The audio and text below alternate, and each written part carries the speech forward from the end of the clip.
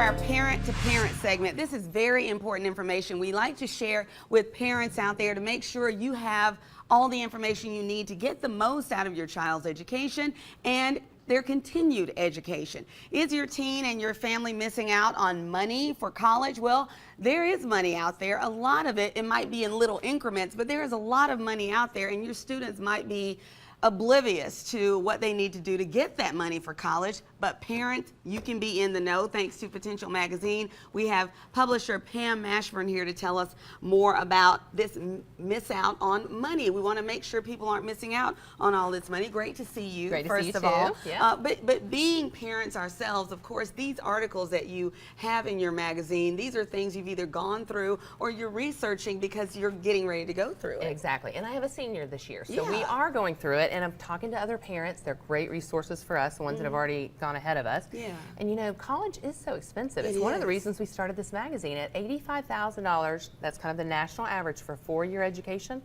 Outrageous, Oh, number yeah. one. And the thing But- is, without your continued education, you limit yourself so Right. much. So, of course, as parents, we want to see our children go on and continue right. their education, because that's kind of like having a high school It's becoming like that, and now. it's not, you know, it's not for everybody. But I always say I'm just trying to keep doors open for you. Yeah. So let's not shut any. And one thing that can shut a door is financial problems. Yes. And not being able to afford college and having large, you know, huge student loans. So But we want to somehow avoid you that. Somehow you find Yeah, well- some things. But what is the main reason kids don't apply for, Okay, so there's don't two. get those scholarships? There's really two, and three in a way. But the first one is they don't put enough time into it, or they run out of time. The deadline's coming up, and they don't have enough time to put it together. Yeah, But I'll get to it. I'll get to it, and then they don't get to it. Yeah. The second one, though, is I think perception.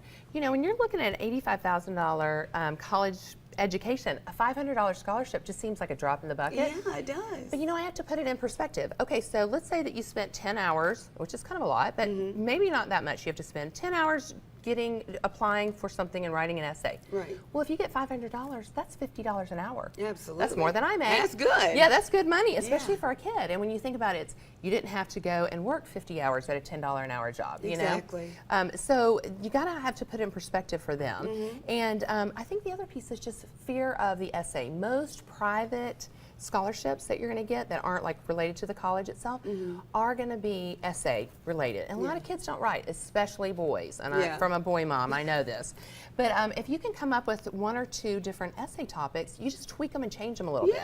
Yeah. So they're multi-purpose. But we were looking at, and we talked to one of the college advisors at Auburn High School, and Mr. Tyndall is a wealth of information. He's had a lot of Okay. students that have gone on to even Ivy League schools. And some of the things that he said was, you know, for the essays, here's some tips, but one of them is when you apply for an essay scholarship, they don't look at necessarily your ACT or your grades.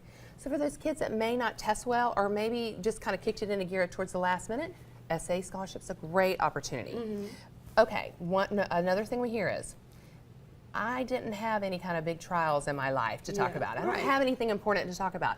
But most kids at 17 and 18 don't. Yeah. So what you need to do is talk about your perspective on things. It might be your perspective on breast cancer or teen drinking or something you've been involved in, like going on mission trips. Maybe or something indirectly that Exactly. you saw a problem with, like hunger or something if you were on a mission trip, or if you had a relative or something who was diagnosed with a certain Or even if you were illness. involved in doing tutoring after school, Right. why that's so important and how that helped you. And doing it in a storytelling way. You know, people are not really that interested in facts and statistics, although I am.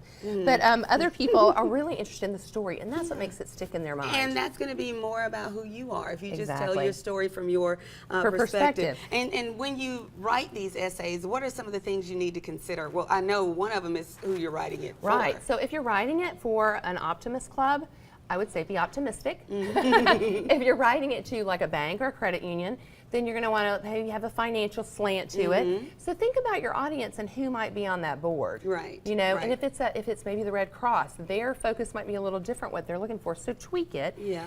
Another thing that Mr. Tyndall told us was to be authentic, and I think that is the name of the game. People can read into your words and go, yeah, who wrote this? Yeah, Is this did like, you get this from yeah, the did you internet or find, something? yeah, exactly. Or did your mom write this? Exactly. They know. Yes. Yeah. So be authentic, and it's okay to say, I failed at something. Yeah. But the good thing to say is, wow, I tried this. I went on a mission trip and I was not prepared. This is what I learned, and this is the things that I want to take back the next time I go. Yeah, it's kind of like you fell down, but you got back up. Because people appreciate that. That builds character. And the main thing is proofread, proofread, proofread. Yes. Get two parents, a parent, a counselor at school in English. They will read it. And if they're bored, don't turn it in. But you know what? They won't be. Yeah. Well, it's called The it. Weight of Words. It's about writing college essays, one of the many articles and lots of information that you will find in the current edition of Potential magazine. And you can find that in stores, in doctor's offices, all over, wherever you can find kids, you can find these. And also online, where? Potentialmagazine.com. All right.